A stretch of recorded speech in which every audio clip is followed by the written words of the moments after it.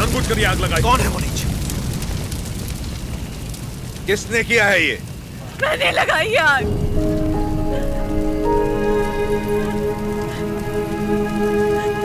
मैंने लगाई। जिस घर में तुम दीप जलाती थी उसी घर को तुमने जला दिया। तो और क्या करती? कभी हम राजाओं की तरह रहते थे, अंग्रेज आए और इस भूमि को दरिद्र कर दिया। उसमें 2 साल हो गए हमें सूखे की मार सहते।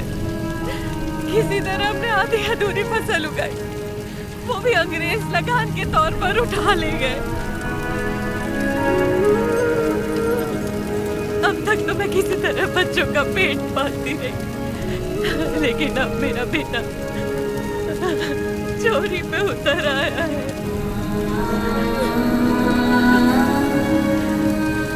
इससे बड़ी शर्म की बात और क्या हो सकती है? जो हाथ देने के लिए उठे थे उन्हीं को चोरी करता हुआ नहीं देख सकी मैं।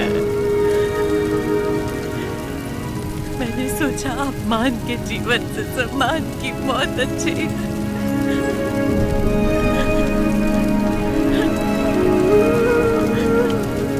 क्या हुआ बेटा? तुम्हें भूख लगी थी? माँ हमें खिलाती और खुद भूखी रहती। मैंने पड़ोसी के घर में खाना देखा तो माँ के लिए ले आया। क्या ये पाप है?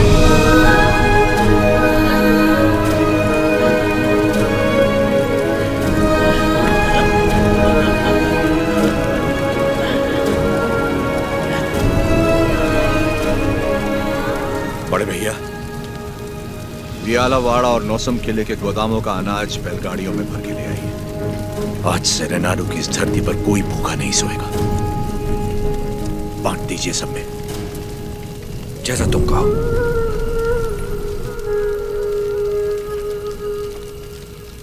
चोरी करना पाप होता है बेटा। चोरी मतलब? जो चीज हमारी नहीं उसे हाथ लगाना चोरी है। और हमारी हो तो वो हमारा हक है, उसे नहीं छोड़ना चाहिए।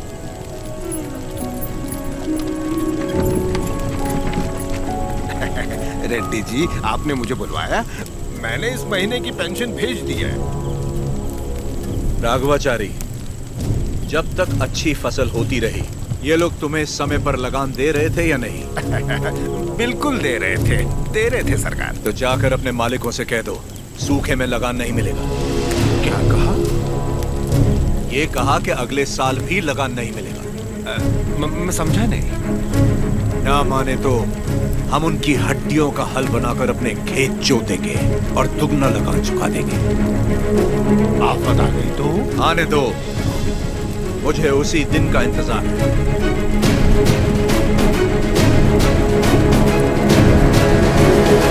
समझ गया। जब तक सूखा पड़ा है, अंग्रेजों को लगान देने की कोई जरूरत नहीं है। ये गाड़ियां नरसिम्हा रेड्डी को वापस भेज दो। हमारे गोदाम से अनाज निकालकर प्रजा में बांट दो। मैं अपने लोगों को नरसिम्हा रेड्डी की तरह अंग्रेजों को लगान देने के लिए मना नहीं कर सकता। मैं भी नहीं कर सकता। मैं भी नहीं कर सकता। मैं भी नहीं कर सकता। वीरा रेड्डी, एक पालेगार दूसरे पालेगार के इलाके में दखल ना दे। चलिए पिताजी, हमारी जागीर का फैसला हम खुद करेंगे। हम रहेंगे नरसिम्हा रेड्डी के साथ। चलिए।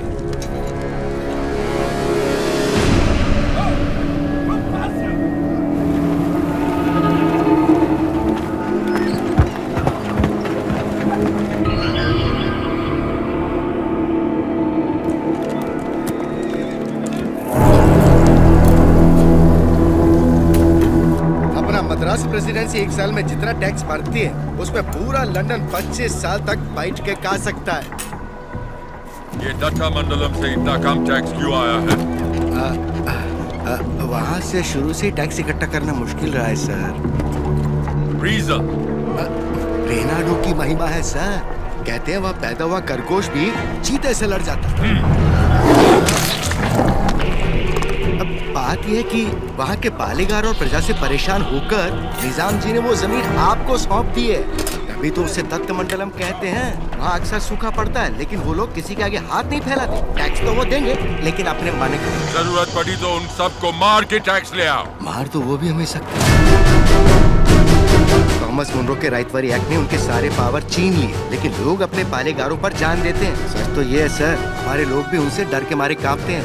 Tell me in one sentence. उయ్యాలవాడ Narasimha कौन सबकी ताकत है सर? तुमने उसे देखा है कभी? देखा तो नहीं, लेकिन उसके बारे में कहानियां सुनी है। 10 बरस की उम्र में एक आदमखोर चीता मार के अपने कंधे पर उठा लाया था। You Indians are all bloody barbarians, Madhavaya. सुनी सुनाए बातों पर भरोसा कर लेते हो। उस एरिया को कलेक्टर नहीं बल्कि चाहिए एक हंटर।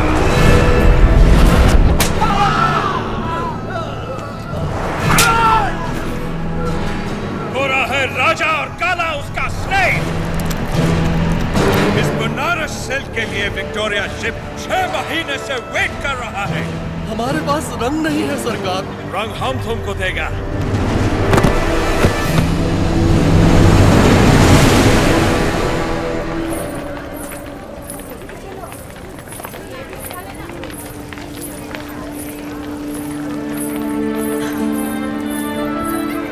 ये ब्याह नहीं त्योहार है, हिंदू मुसलमानों के बीच प्रेम का त्योहार। ये आओ।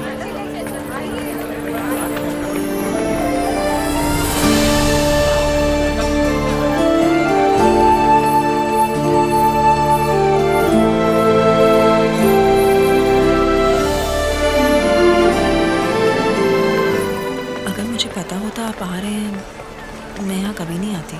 और मैं यहाँ सिर्फ इसलिए आया क्योंकि तुम यहाँ आने वाली थी, ताकि अपने मन की बात बता सकूं। मेरे माँ बाबा बचपन में ही गुजर गए थे। मेरे अपने सब मुझसे दूर हो गए। मैं जिस किसी को भी चाहती हूँ उसे खो देती हूँ, हमेशा। इसीलिए मैं देवता की शरण में आ गई और अपनी कला से उनकी पूजा करने लगी। मैंने देखा है आपको, बहुत महान व्यक्ति हैं आप। मेरे पास मत आइए, वरना आपको भी खो दूंगी।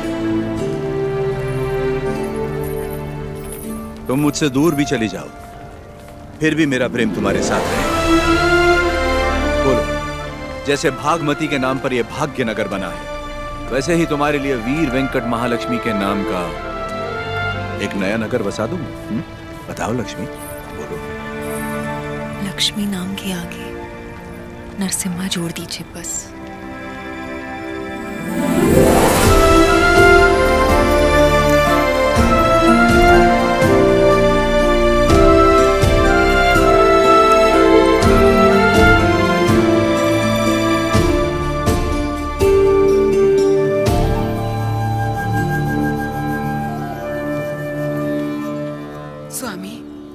किले को खबर भेजती है, नरसिम्हा रेड्डी वहाँ भी नहीं है। और आज कार्तिक पूर्णिमा है, उसे टीले पर दीपक जलाना है। उसे याद तो होगा ना? वो हर कार्तिक पूर्णिमा के दिन दिया जलाता आया है, आज भी वही जलाएगा।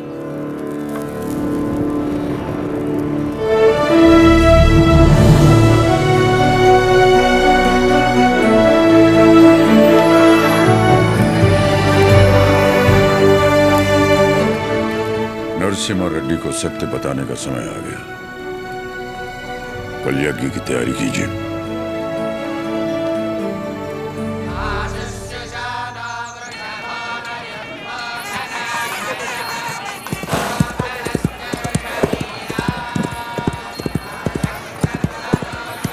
ओ बन्ना, ये सब क्या हो रहा है? कोई यज्ञ होने वाला है, गुरुजी भी आए।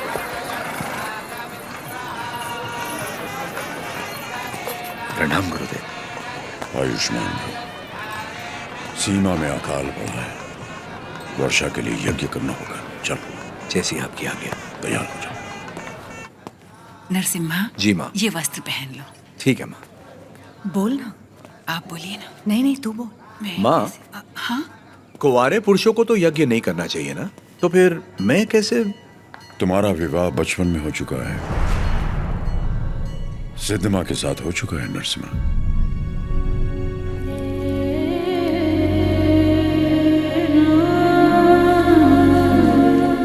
जैसा काला पड़ा है तुम्हारे बचपन में भी पड़ा था। ज्योतिष के अनुसार ये यज्ञ सिर्फ तुम कर सकते थे। परिस्थिति कुछ ऐसी बन गई कि यज्ञ के लिए हमें सिद्धम्मा से तुम्हारा ब्याह कराना पड़ा।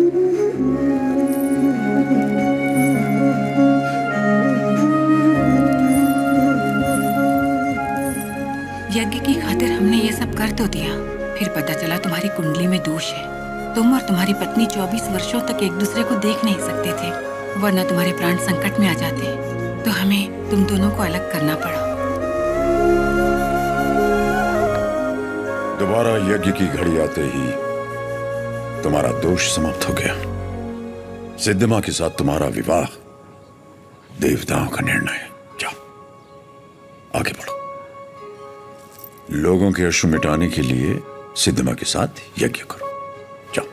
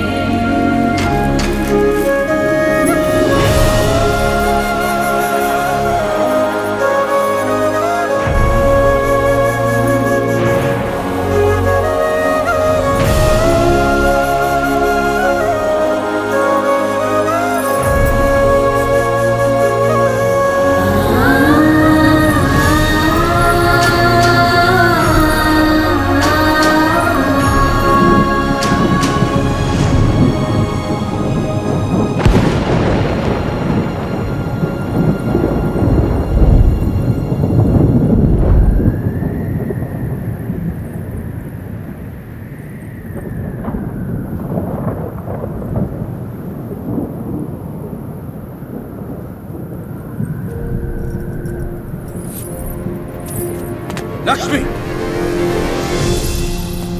तुम अपने आप को मृत्यु दंड क्यों दे रही हो?